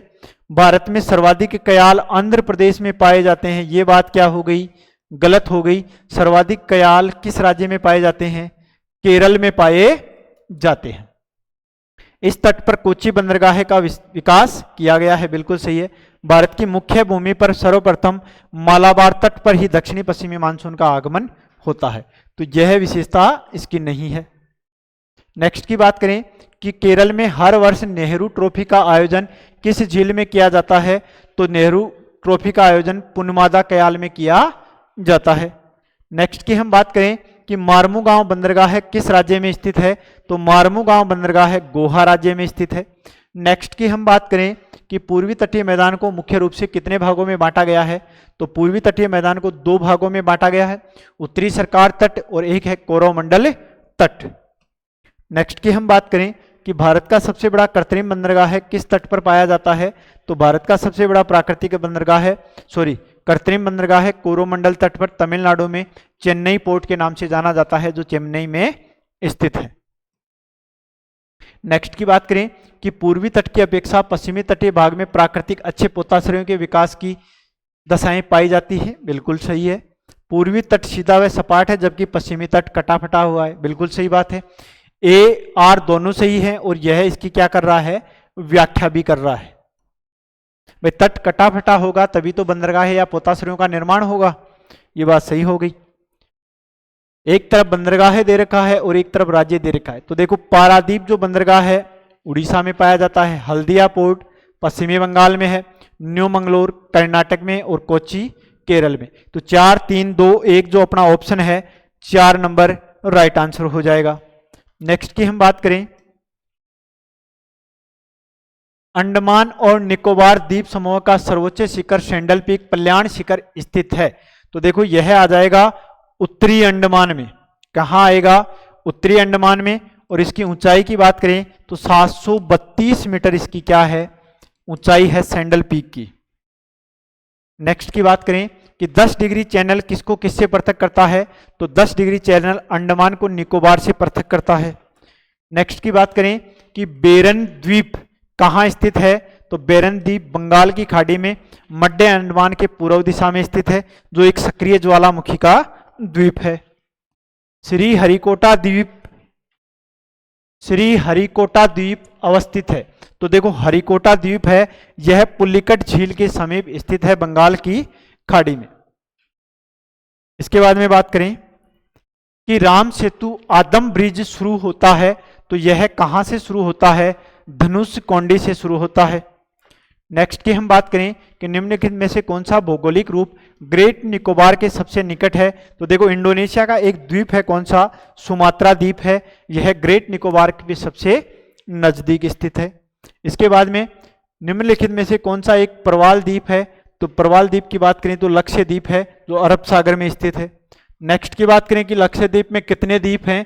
तो लक्षद्वीप में कितने द्वीप हैं? 36 द्वीप हैं। नेक्स्ट की हम चर्चा करें कि एक द्वीप पर निर्मित भारत का बड़ा नगर है, तो देखो इनमें से कौन सा द्वीप है? द्वीप पर निर्मित भारत का एक सबसे बड़ा नगर की बात कर रहा है, तो जो मुंबई है यह द्वीप पर स्थित है। और यह कितने द्वीपों पर स्थित है? 7 द्वीपों पर। कितनों पर है? 7 द्वीपों पर है, जिनकी बात करें हम अरनाला, दूसरा है करनाला, तीसरा है हेनरे, चौथा है केनरे, पांचवा है बूचरे, छठवा है सालसेट और सातवा है एलिफेंट। ये 7 द्वीप हैं जिन पर मुंबई शहर स्थित है। इसकी हमने कल भी चर्चा की थी। नेक्स्ट की बात करें, एक तरफ द्वीप दे रखा है और एक खाड़ी दे रखा है। तो द्वारका द्वीप की बात करें तो यह कच्छ की खाड़ी में स्थित है। अलियाबेट खड़ियाबेट की बात करें तो यह खंबात की खाड़ी में नर्मदा और ताप्ती के मुहाने पर स्थित है। पंचम व खादिरा कच्छ के रण में स्थित हैं। और व्हीलर द्वीप है, यह बंगाल की खाड़ी में उड़ीसा के पास स्थित है। तो इसमें क्या हो जाएगा? 4 3 2 1, 4 3 2 1। नेक्स्ट की बात करें कि अपतटीय अर्थात तट से दूर कौन सा द्वीप स्थित है? लक्षद्वीप। कोरी क्रीक स्थित है, अर्थात कोरी क्रीक की बात कर रहा है, तो यह कच्छ की खाड़ी में। कहाँ स्थित है? कच्छ की खाड़ी में स्थित है। नेक्स्ट की बात करें कि एक तरफ ऊंची चोटी और दूसरी तरफ द्वीप दे रखे हैं, तो सैंडल पीक है, यह उत्तरी अंडमान पर स्थित है। माउंट डियाबोली मध्य अंडमान पर स्थित है। माउंट कोयबो दक्षिणी अंडमान पर स्थित है। और माउंट धुलियार ग्रेट निकोबार पर स्थित है। तो 1 2 3 4 ऑप्शन नंबर 3 राइट आंसर हो जाएगा। नेक्स्ट की बात करूं कि सेंट मैरी द्वीप किस राज्य में या कहां स्थित है? कर्नाटक राज्य के पश्चिम दिशा में अरब सागर में स्थित है। नेक्स्ट की बात करें कि लमरिंथ या रीची द्वीपों की अवस्थिति है, तो यह बंगाल की खाड़ी में है। नेक्स्ट की बात करूं कि मानसून शब्द की व्युत्पत्ति हुई है। मानसून शब्द की उत्पत्ति अरबी भाषा के मौसम शब्द से हुई है। मानसून शब्द की उत्पत्ति के संबंध में तापीय संकल्पना का सिद्धांत हेली ने दिया था। किसने दिया था? हेली ने दिया था। नेक्स्ट की चर्चा करें कि भारत की जलवायु पर निम्नलिखित में से किसका प्रभाव नहीं पड़ता? देखो अक्षांशों का भी पड़ता है, समुद्र से निकटता या समुद्र से दूरी भी पड़ती है। इसके बाद में महासागरीय धारा का प्रभाव नहीं पड़ता, पहाड़ों की स्थिति का प्रभाव भी पड़ता है। तो ये चीज भी आपको ध्यान रखनी है। नेक्स्ट की मैं चर्चा करूं कि भारत में ग्रीष्मकालीन मानसून के प्रवाह की सामान्य दिशा क्या है? तो देखो ग्रीष्मकालीन मानसून अरब सागर से आता है, अर्थात दक्षिण पश्चिम से उत्तर पूर्व की ओर इस तरफ भारत का मानसून ग्रीष्मकालीन आता है। तो ऑप्शन नंबर 2 हो जाएगा, दक्षिण पश्चिम से उत्तर पूर्व की ओर। नेक्स्ट की बात करें कि भारतीय उपमहाद्वीप पर ग्रीष्म ऋतु में उच्च ताप और निम्न दाब हिंद महासागर से वायु का कर्षण करते हैं, जिसके कारण प्रवाहित होती है। तो प्रवाहित क्या होगा? दक्षिणी पश्चिमी मानसून भारत में प्रवेश करेगा। नेक्स्ट की बात करें कि गर्म मौसम के दौरान भारतीय उपमहाद्वीप पर निम्नलिखित में से किस क्षेत्र में निम्नतम दाब रहता है? गर्म ऋतु में सबसे ज्यादा भारत में निम्नतम दाब मिलेगा वो पश्चिमोत्तर भारत में था। जैसलमेर वाला जो भाग है इसमें सबसे कम दाब पाया जाता है। क्यों? क्योंकि देखो तापमान और वायुदाब में विपरीत संबंध होता है। जहां जितना ज्यादा तापमान होगा वहां उतना ही कम वायुदाब पाया जाता है। नेक्स्ट की बात करूं कि निम्नलिखित में से किस स्थान पर सबसे कम वर्षा होती है? तो देखो सबसे कम अपने राजस्थान की बात करें तो जैसलमेर आता है, लेकिन भारत में बात करें तो लेह में सबसे कम वर्षा होती है। इसके बाद में अमृतसर एवं शिमला लगभग एक ही अक्षांश पर स्थित हैं, लेकिन इनकी जलवायु में भिन्नता देखने को मिलती है। या भिन्नता का कारण है तो देखो अमृतसर कम ऊंचाई पर स्थित है, लेकिन शिमला अधिक ऊंचाई पर स्थित है। शिमला अधिक ऊंचाई पर स्थित होने के कारण यहाँ तापमान कम रहता है, और अमृतसर धरातल से कम ऊंचा होने के कारण यहाँ तापमान क्या होता है? ज्यादा होता है। तो इसमें क्या आ जाएगा? ऊंचाई में भिन्नता, दोनों की ऊंचाई में क्या है? भिन्नता है। नेक्स्ट की बात करें कि उत्तरी पूर्वी मानसून से सबसे अधिक वर्षा प्राप्त करने वाला राज्य कौन सा है? तो देखो उत्तरी पूर्वी मानसून से सबसे ज्यादा जो वर्षा होती है वह तमिलनाडु से होती है। तमिलनाडु में, या इसे बोलते हैं लौटते हुए मानसून से सर्वाधिक वर्षा तमिलनाडु में होती है। नेक्स्ट क्वेश्चन की बात करें कि निम्नलिखित कथनों पर विचार कीजिए। देखो दक्षिणी भारत से उत्तरी भारत की ओर मानसून की अवधि घटती जाती है। बिल्कुल, जैसे ही हम दक्षिणी भारत से उत्तरी भारत की ओर चलेंगे तो मानसून की अवधि या समयावधि कम होती जाती है। अगर यहाँ 15 दिन मानसून आ रहा है तो ऊपर आते आते यह 10 दिन या 8 से 10 दिन हो जाएगी। ये बात सही है।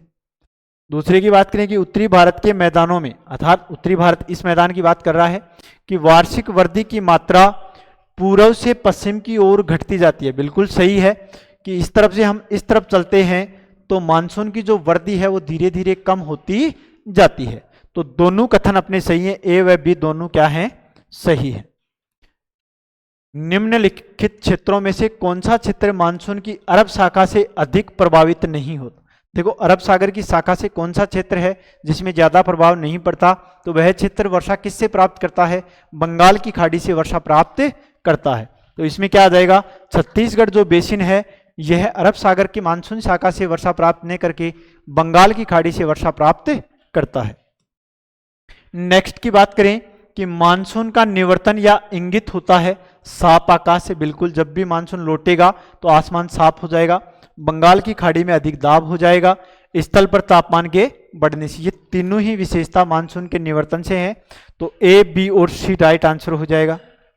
नेक्स्ट की बात करें कि भारत की सर्वाधिक वर्षा मुख्यतः प्राप्त होती है। तो देखो भारत को सबसे ज्यादा वर्षा है दक्षिणी पश्चिमी मानसून से होती है, लगभग 92%। कितनी है? 92%। नेक्स्ट की बात करें कि नीचे गए भारतीय नगरों में से सामान्य वर्षा का सही अवरोही क्रम कौन सा है? तो देखो सबसे ज्यादा कोच्चि में, उससे कम कोलकाता, फिर पटना और फिर दिल्ली। और देखो इन क्वेश्चनों को आप हल्के में मत लेना, कमजोर मत समझना, बहुत इंपॉर्टेंट क्वेश्चन है और ये आपको सीटी की एग्जाम में कहीं ना कहीं जरूर देखने को मिलेंगे।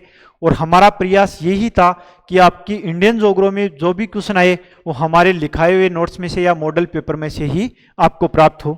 आगे देखिए कि भारत में वर्ष में सर्वाधिक वर्षा क्षेत्र में होती है। तो देखो पश्चिमी घाट, हिमालय क्षेत्र और मेघालय में सबसे ज्यादा वर्षा होती है।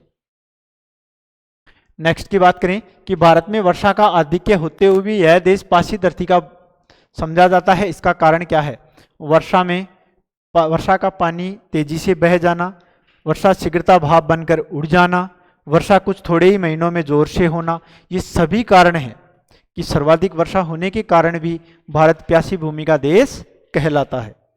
नेक्स्ट की बात करें कि भारतीय मौसम विज्ञान विभाग की परिभाषा के अनुसार वर्षा का दिन वह माना जाता है जब किसी विशेष स्थान पर इस वर्षा की मात्रा इस प्रकार होती है, अर्थात 24 घंटे में 2.5 mm से अधिक वर्षा होगी तो ही उस दिन को वर्षा का दिन माना जाता है। नेक्स्ट की बात करें कि भारत में मरुस्थलीय विकास योजना अब क्रियान्वित है।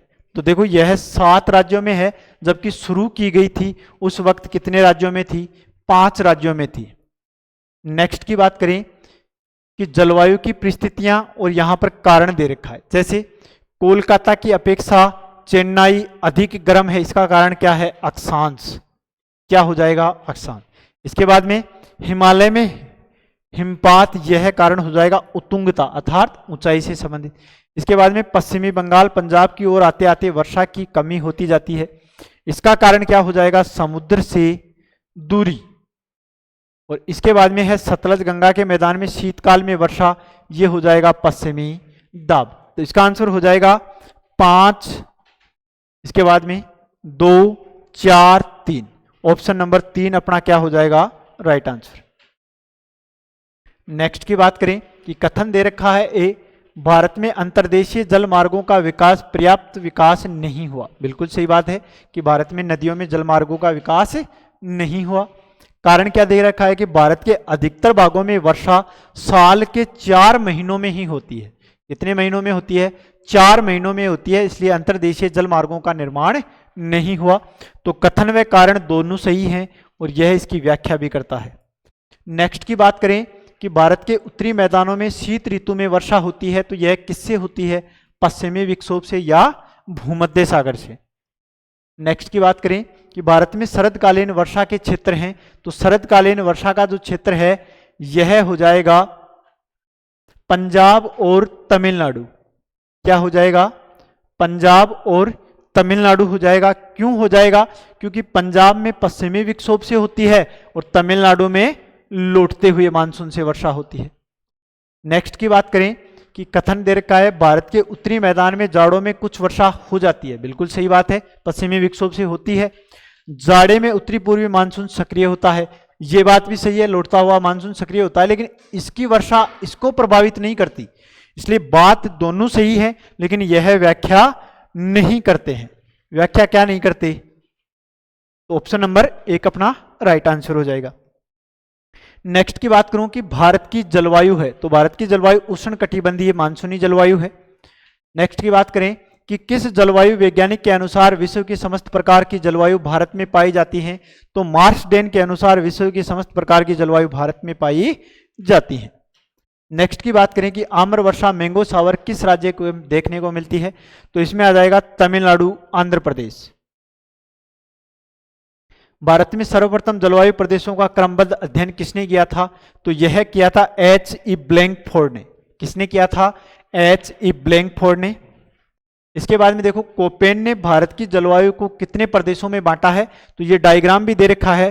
कोपेन के अनुसार 8 प्रदेश बताए गए हैं, 1, 2, 3, 4, 5, 6, 7 और ये वाला भाग 8। तो इसका राइट आंसर क्या हो जाएगा?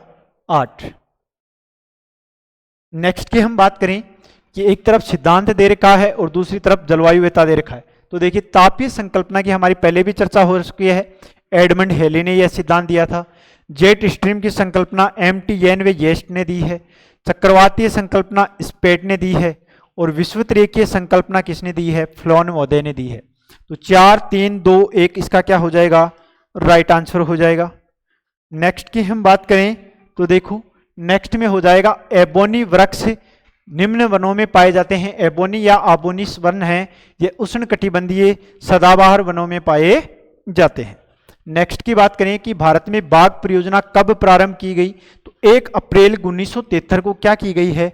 बाघ परियोजना प्रारंभ की गई है। नेक्स्ट की चर्चा करें कि उत्तम श्रेणी का कोयला कौन सा है? तो देखो कोयले के 4 प्रकार होते हैं, एंथ्रेसाइट, बिटुमिनस, पीट और लिग्नाइट। तो पीट जो कोयला होता है वो सबसे निकृष्ट अर्थात सबसे कम कार्बन की मात्रा होती है, और जो एंथ्रेसाइट कोयला होता है यह सबसे उत्तम कोटि का कोयला होता है, और इसमें लगभग 90 से 95% कार्बन की मात्रा पाई जाती है, अर्थात सबसे ज्यादा ऊर्जा प्राप्त करने वाला कोयला कौन सा है? एंथ्रेसाइट है। नेक्स्ट की बात करें कि तवांग क्षेत्र की स्थित है, तो यह है अरुणाचल प्रदेश में स्थित है। नेक्स्ट की बात करें कि मरुस्थलीय विकास कार्यक्रम किस वर्ष में चालू किया गया? तो यह 1977-78 में चालू किया गया। इसके बाद में हाथी परियोजना की बात करें कब प्रारंभ की गई? तो फरवरी 1992 में हाथी परियोजना प्रारंभ की गई। नेक्स्ट की बात करें कि गांधी सागर बांध किस राज्य में है? तो गांधी सागर बांध मध्य प्रदेश में चंबल नदी पर स्थित है।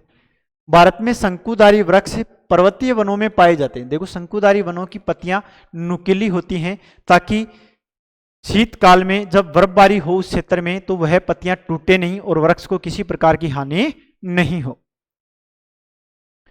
अरुण जल विद्युत परियोजना भारत एवं नेपाल अर्थात दोनों के सहयोग से भारत के सहयोग से नेपाल में लगाई जा रही है, और यह किस नदी पर है?